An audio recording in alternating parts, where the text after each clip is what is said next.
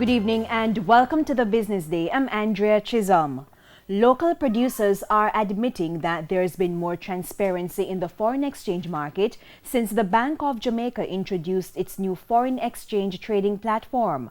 But they argue that challenges still exist. Andrew Laidley reports.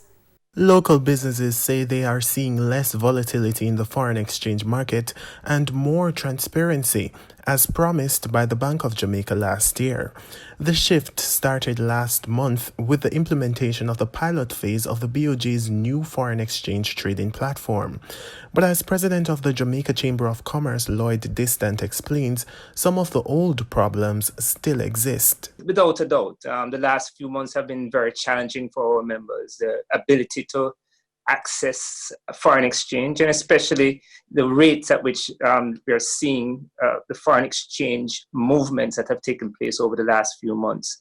The BOJ has intervened in the foreign exchange market twice since the start of the month to slow the pace of the dollar's depreciation. But President of the Jamaica Manufacturers and Exporters Association, Richard Pandoe, told the Business Day that local producers are still struggling to get their hands on enough foreign currency to conduct their business.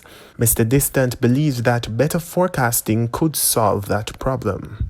I would not say that the responsibility rests on the Bank of Jamaica to assist us with forecasting, right? So forecasting, are there a number of things that we have to do for forecasting as individual organizations. He says local producers must assess market trends using the transparency provided on the FX platform to reduce risk.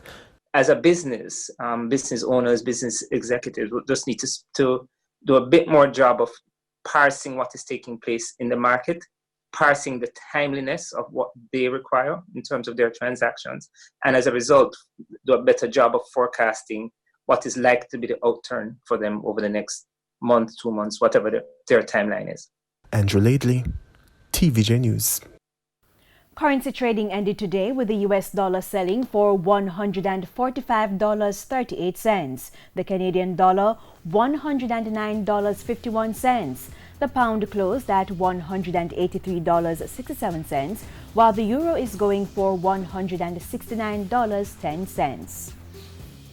To the stock market now, the JSE index gained 1,176 points today, and the junior market index is up 41 points. Among the winners, Iron Rock Insurance, Siboney Group, SSL Venture Capital, AMG Packaging and Paper, and Lasco Distributors.